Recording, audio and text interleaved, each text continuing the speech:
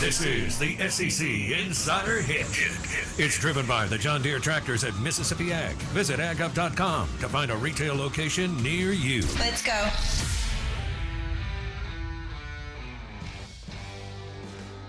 And good morning. Welcome in to the Out of Bounds Show, ESPN 105.9 The Zone.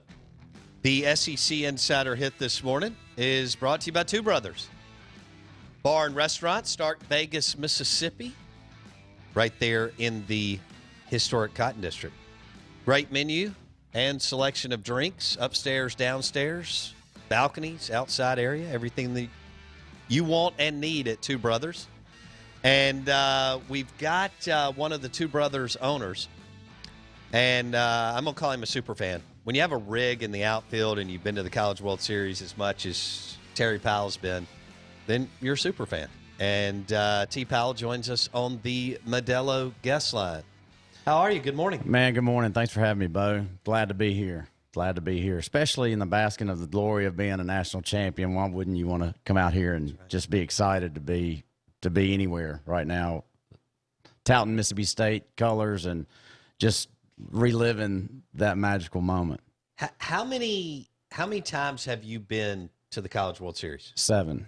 You've been to 7 College World Series. Well, yeah, but I'll tell you, I've been to Omaha 7 times. I'll put it that way. Yeah. I started going in 2013. Gotcha. So yeah, but it's every time is special because every time you've got a chance to win, and you think that's your year, and you run up against some buzzsaws like we did UCLA in 2013 and Vanderbilt in 19, and it's just hard to ever predict how you're going to perform. But man, this team got it done, and it wasn't the team that I would have picked to get through it. But it certainly was a resilient team of a brilliant performance by our pitchers, timely hitting, great fielding. Good gracious! I mean, have you ever seen an error-free World Series performance? You know, and the celebration. And that's not who they were, really. No, that was the opposite of who we were. You know, that's what's so remarkable is that baseball is such a crazy game. Is who you are in February is not who you are in June. You know, and it's just an evolution of your talent and your skills. And it was such a great scene, Bo. I wish I was there. Yeah.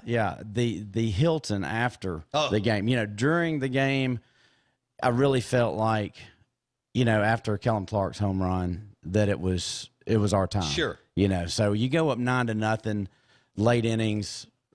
Vanderbilt's not showing you anything that says they're going to get off the mat. They were up against the ropes actually after their second game when we beat them 13-2. So I really felt like that was our time. You know. You know what? It's funny you're hitting on that. The interesting, I guess, piece of the puzzle on that is that Mississippi State's team had like all the composure, and Vanderbilt did not. Right. They looked uncomfortable. Right. Other than the first inning where they hit batters and walked people, and, you know, Vanderbilt made them pay.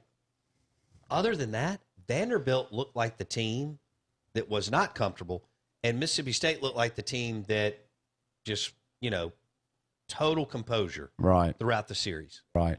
You know, and I put a lot of that onto our architect, Michael Berner, and our athletic director, John Cohen. I talked to both of them after the game, and I said, you know, the one thing that you can pinpoint that we have changed and what has directed the mental toughness of this team is the design of our new stadium. Yeah. And putting that many people, that many times right on top of the players, they were able to be tone deaf in that moment. And I talked to Tanner Allen the day of the on Wednesday, the day we won it.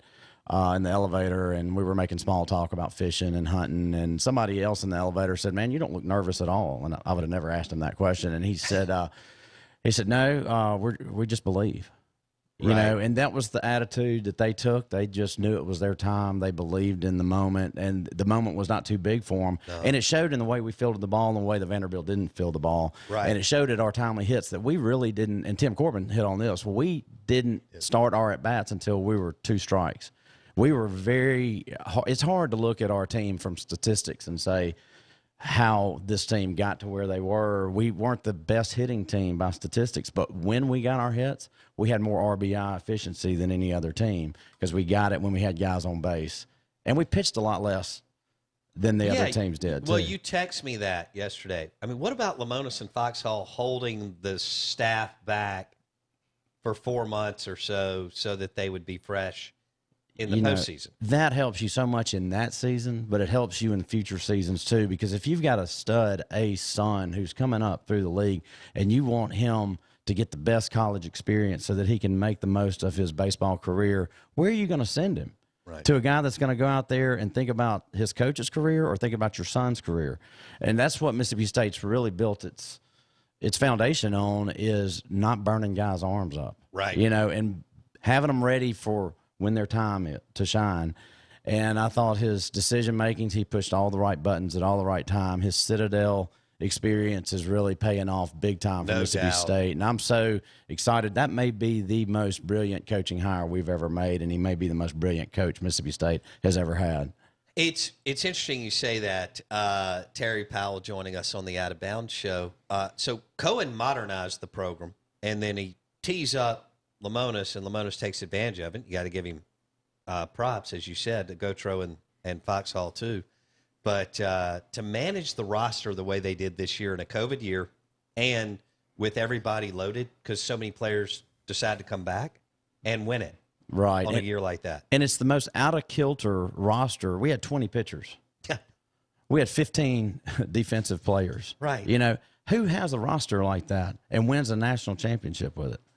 That is what it takes. He knew his guys. He knew what he could do with them. Right. And he really pushed all the right buttons. He had great leadership. And you can't say enough about what Rowdy Jordan and Tanner Allen did for this team. But just their willingness team to win. And looking at Rowdy's first at bat of the championship. Yeah. And comparing that to what Rowdy was in February and March. Right. Rowdy would not have gotten that hit. Yeah. But Rowdy needed that hit. And that set the tone for the championship. It and really did. We knew first pitch, he singles it out to right field. On Kumar Rocker. Yeah, exactly. And that really set the tone for that entire. And so we really felt like we had him against the ropes on the opening pitch. Now, do you have any kind of superstitious? Did you have a shirt, a hat, shorts, shoes, or anything like that? Not at all. Not at all. Somewhere you had to eat at Omaha? Nothing other than I haven't taken these clothes off in a week. And this is the same hat I wore when we beat Notre Dame. And was it? And and so hold on. Where were you? Were you in the outfield or were you in your seats behind the dugout when they won? Both, because my wife decided that we needed to be behind the dugout on the third game because on the second game we weren't, and that's the game, obviously, that created the rubber match. So, but I have no superstitions at all. We just eat at the same restaurants, and we have the same clothes that we try to wear and clean them, obviously. But obviously, Blake didn't even clean a shirt. Yeah.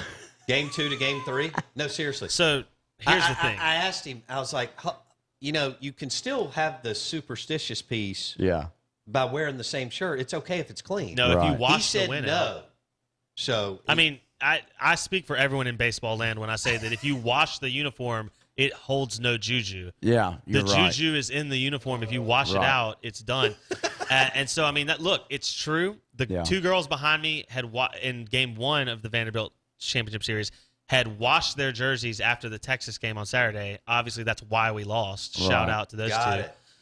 But they did, we got the juju back, and then obviously after Tuesday's game, I mean, I laid out literally every piece of clothing I had on, went right back on. Here's a better question for T. Powell. Do you have a friend? So you go with the crew. Yeah. You've now been like 5 times with this crew that you go with. 7. Yeah. Do you have one in the group that's over the top? Well, super. Has some kind of weird. Yeah. Deal we actually do, and to say I'm not superstitious, we are actually superstitious. I was just trying to, but here what we do on the west side of the stadium. There's the popular bar called the Blatt. Yeah. Okay. So that's where you go, you hang out, and before, after the game, typically. They made a great managerial decision at the Blatt to host Vanderbilt's 12 fans at the top of the Blatt and exclude it to anyone else, and they charged a $50 cover charge. So they charged a $50 cover charge, 30 for kids, 50 for adults. So I walked up to the owner of it, and this is when we had 25,000 Mississippi State fans. I said, I don't know what kind of business model it would accommodate the parents of the team and not the entire army of Mississippi State fans that we had up there. But we won't be in your bar tonight. We won't be in your restaurant tonight. And, I can't speak for all of us, obviously, right. but I can tell them where we were. So we were at the session room, which was further south and further west of the state, which was great. So we ate there every time. Okay. And we stayed there, before but after the game, we were back at the Hilton. Yeah. So it's, for me, the superstitions play a role in it, and it really locks the fans in. And, what we wear to the game, obviously, if you performed well in a game, you want to try to wear the same stuff, and you want to do what you did before. You can't do anything in Omaha without an armband.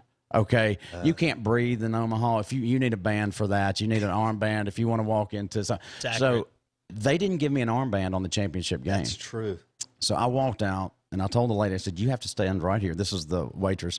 "You're not giving out armbands," because we were one of the first people in there. She said, "Oh, well, you don't need." I said, "I need an armband. You don't understand. I've got to have the same blue armband that you gave me yesterday." And so you leave Omaha with about 20 armbands. It looks like you just checked out of ICU. Yeah, it's true. And so I've got these armbands. I made them give it to me. Made her sit where she sat the day before, So it was just, we are superstitious, but we don't try to overplay it. But I think that was one of the experiences. But the session room was great, and the Blatt had been great for many years prior to it. They just made a bad decision. But it was cool, man. What I really loved is seeing, like, the country guy Hardy, who's a big Mississippi State fan, seeing all the former players up there. It was just, Rafi was so accessible to everybody, and just seeing Brooks Bryan up there and seeing seeing all the former players, that you just really felt like this team carried the mantle for all the players and all of the athletes that came before him. Dak being there was special. Yeah. And it was genuine. Yeah. Oh, absolutely. Here's a guy who's a top 5 athlete in America who acted like a 20-year-old in a good way. Right. In the locker room after they won. Yeah. Yeah. Like, that was pure, genuine emotion. And that's what you want to say. Oh, yeah. Too big to do that. Yeah, and when we beat UConn in the women's, he did the same thing for Mo Williams. So that was authentic. just, he loves Mississippi State. And it's great to see him back. I love to see him coming back to Starkville, and I love seeing all of our former players. Went to several games. Yes, he was there. I sat beside him on game 1. And it's so great to see these guys coming back, not just to Starkville, but to neutral sites like Omaha, and seeing them come support the efforts of this team, because everyone understood the gravity and the momentum that this team carried with it. Simmons, I flew out the next morning on Thursday. He did too. He flew coach in a middle seat. If I was worth $25 million, I'd have been in first class. Yeah, or an aisle. I mean, how about how about the poor guy squeezed against the window? Can you imagine? I saw him and I did a double take. I went, he's not really going to get in that seat. Whoa. He fit in there, didn't he? Of course, he looks like he weighs 250. Like, he weighs 300. Right. But he carries it so well. We're talking about Jesse Mitchell. Yeah. Who still looks like he could play. Simmons looks like he weighs 250, but he weighs 300. Oh, man. Could you imagine? And I saw them both, Dak and Jeffrey, at Two Brothers during the during one of the baseball series. Right. They were there for the regionals, and it was amazing because Dak had his crowd. Jeffrey had his, which Jeffrey doesn't need a bodyguard. Jeffrey's his own bodyguard. But it was just really neat to see that these NFL guys, they still love coming back to Starkville, and that's just going to do nothing but make better contributions in the future to our athletic program. And just to see Dak's going to get back. Oh yeah, and to see these players actually be able to get advice from them, And I was watching Will talk to Dak for 30 minutes, and just try to get some type of Bednar? Yeah. No, our quarterback. Oh, Rogers. Rogers. Two brothers. Super regional weekend. Exactly. Was it super regional or regional that Dak was in town at your place? I think it was the regional. Gotcha. Regional. Okay. It's all blurring together. June was just like a blur to Believe me. me. I'm pretty sure it was the regional, but lots of fun. And man, I tell you, Omaha does it right. They do. You know, and it's great because it's central part of the country. Yeah. We got there, and funny enough, somebody had given me Hanger Orthotics and Prosthetics gave me a prosthetic leg to take with me. Because of your deal in, was it 18 2018, or 19? Okay. KMTV. So I said, man, thanks. That's awesome. You know, what do I do with a prosthetic leg? But, you know, it's great for memento, you know, of that magical run we had. And so I said, I got a call from a reporter in Omaha, KMTV, Kevin Rempe, and he said he wanted to do a follow-up interview. I said, well, I think what we can do is I'd do it if you gave me some place that I could donate the proceeds of the sale of this leg on auction to a local charity in Omaha, great. just to kind of seed back some goodwill back to Omaha from Mississippi State and all the fans. They want to give back to Omaha.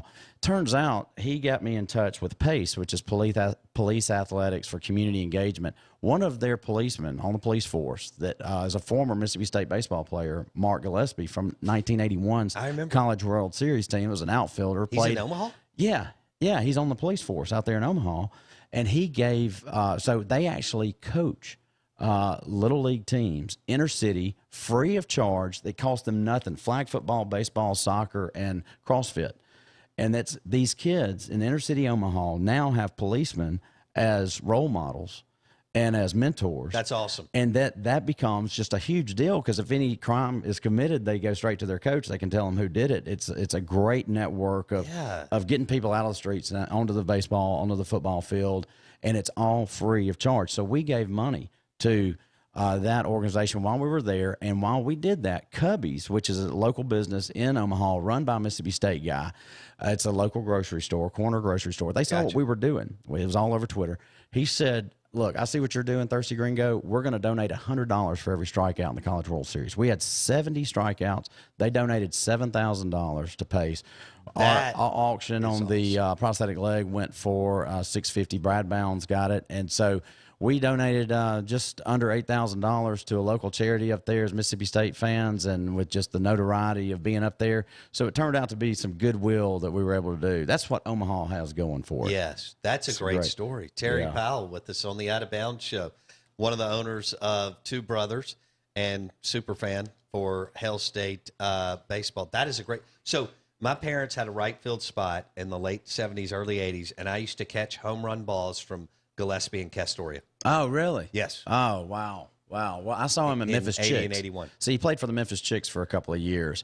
And I grew up in Memphis, and I remember him from up there. I wasn't a Mississippi State fan until 1988 when I attended my first rush party. Gotcha. And I had to pour out 2 cases of Natty Light in left field, which was my first experience at Mississippi State, which I swore I'd never go to school there until that same weekend. I didn't spend, I had $15 in my pocket. I left with $15 in my pocket and never had to buy a drink or food the rest of the weekend. Awesome. And met 1,000 of my best friends. Right. You know, so it's just, it's a magical place. And that's why Mississippi State baseball is so important to me, because it's the first experience I had as a Mississippi State fan. And it means the world to me. And we're going to keep giving to seeing bigger and better things. And we're excited at Two Brothers to be partnered up with the athletic department and supporting them. And you know, I'm just so thankful for all of the videos that are coming out from their marketing department. How about that celebration? Gosh, man, you know, if there was one time that I wish I could be 2 places at once, would be TD Ameritrade for that final out and Two Brothers. And think about the videographer that was standing behind that camera. He didn't get to see the last out. He was focused solely on the fans and on the people there. Hail State Productions guy? That was Hail State Productions guy. So he's focused on the crowd. And what was so cool is before Kellum Clark's final, we had 60 people in the downstairs at Two Brothers, roughly. When the 8th and 9th inning came, it was maximum capacity. We had so many people in there, and everybody wanted to come to Two Brothers, or at least to the Cotton District, and pile in there and be with their friends and be in an area that they can always go back to and say, I was here. You're never going to forget who you were with or where you were standing when you saw the national championship be attained. And that's why it's so special. And I love that when we were in school, it was the Cotton District Grill on Maxwell. Yeah, that's what I remember my college, to be, is those special moments. But to 90% of my money went there. Yeah, it's a false economy, and yeah, exactly. But it's amazing. But to now be a part of an organization like Two Brothers, where people associate their college extracurricular activities to be at Two Brothers. Yeah, that's a great and point. we're nothing more than a bunch of Mississippi State guys that just love Starkville. We love Mississippi State. We love the athletics program, and we just want to see it do well. We had to eat and drink somewhere, so we decided to open up this micro business in 2014, and thank goodness we went to #1, and it helped a lot of investment in Starkville to happen at that time. I expect this to have a similar fallout from it. So very, very fortunate, and we're so appreciative of everyone who supports Two Brothers, because we give back to the university and we give back to the community, and that's what your money's going to help. And so we love it. We love being a part of it, and I'm so excited that we've got this national championship now. Barton Jenkins has done a great job. He is the mastermind of being creative. We couldn't do it without Barton. Barton is the glue that holds it all together. He's phenomenal, very creative guy.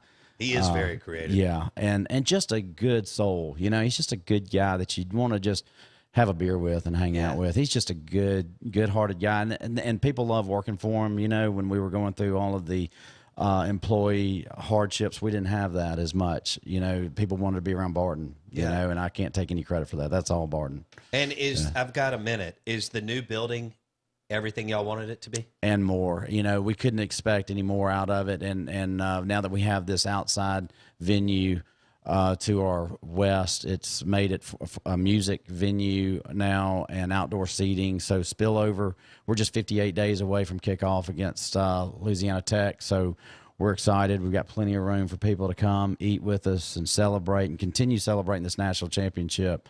But we've got lots of time. I think that's going to keep going for a long time. Yeah. So can you believe that Tanner Allen was Mangum's shadow was so big. Yeah. And I think people thought there could be a little bit of a bridge. And yet TA and Rowdy, but TA was able. I mean, that's pretty impressive. Yeah, this team found its own identity when it had to. And, when they stopped wearing the Sunday blacks, I thought that was a good sign. And then they brought them back, and it still worked out for them.